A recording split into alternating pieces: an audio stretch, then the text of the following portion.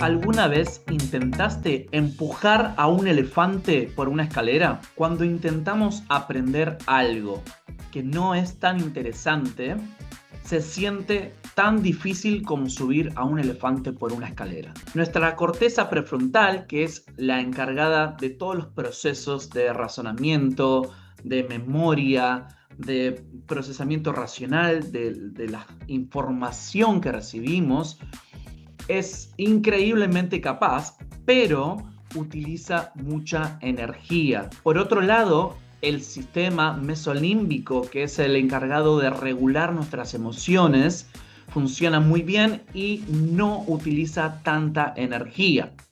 Por eso, cuando vos querés aprender algo que te resulta demasiado pesado, o estudias mucho o lees mucho, tu cerebro está muy cansado porque la corteza prefrontal utiliza mucha energía. It's been a long day, and I'm really tired. Sin embargo, por otro lado, cuando haces actividades que te generan diversión, como mirar una serie en televisión o jugar algún deporte o estar con tus amigos, el tiempo se te pasa rápido y parece que no estuvieras cansado.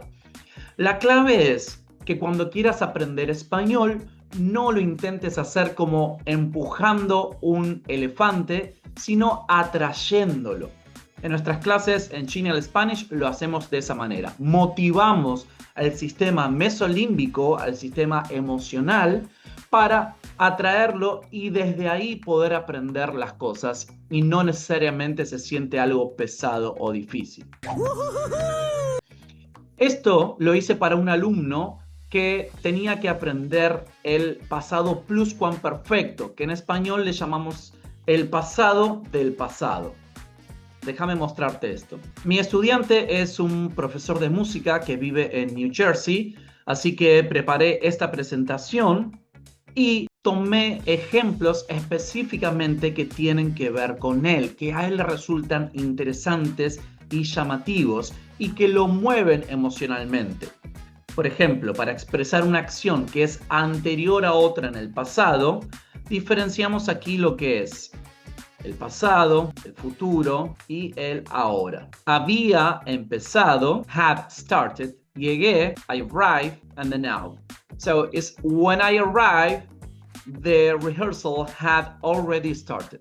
So cuando llegué, ya había empezado el ensayo de la orquesta. Después de esta breve explicación que tuve para con él, que es el verbo haber, pero en pasado, por eso es había, más el participio, que son los verbos pero transformados en finales de ado, oído, como comido, hablado, empezado en este caso, y cualquier verbo que cambiemos los que terminan en ar por ado y los que terminan en o en ir por ido, comer, comido, vivir, vivido, hablar, hablado. Por eso queda todo junto: había comido, había hablado, había vivido, etc. Pero esto, como es tan aburrido, lo trabajamos con unas fotos que él mismo me había mandado sobre su propio ensayo. Entonces el contenido no lo aprendemos flotando en el aire como si fuese algo extra, sino como algo que su cerebro interpreta que es algo interesante para él, porque tiene que ver con su propia historia, tiene que ver con sus propios gustos y sus propios intereses. En este caso, un ensayo de una orquesta. Por eso con estas imágenes empezamos a practicar. Ya había empezado el ensayo cuando llegué. Aún no, porque están estos marcadores de tiempo que sirven. Aún no, ya, siempre, entre otros. Aún no habían sonado los instrumentos cuando el director se paró adelante de la orquesta, etc. Y otros ejemplos. Ahora, entiendo que quizás vos no seas músico, quizás no toques en una orquesta, así que este contenido a tu cerebro no le va a resultar tan interesante. Pero quiero que pienses ahora ejemplos con estos marcadores temporales, el ya y el aún no, y utilices el verbo haber había, aún no había, y luego lo utilices en algo que a ti te interese. Puede ser deportes, puede ser alguna película en particular, puede ser música si te gusta algo, y completes esta frase. Y luego la practiques en la semana para que tu cerebro recuerde que es algo importante. Ya había, vamos a decir, oído, por el verbo oír, de escuchar, listen. Ya había oído esta canción. Es hermosa. I already had listened this song. It's beautiful.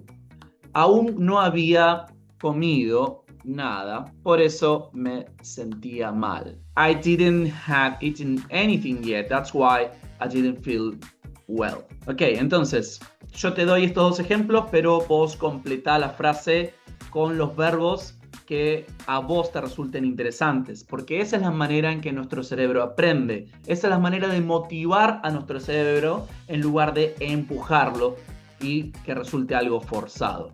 Acordate que si vos querés tener clases que sean cerebralmente amigables y aprender sin mucho esfuerzo, anda a mi página web y reserva una clase gratuita conmigo y probá este sistema que funciona tan bien. Nos vemos pronto.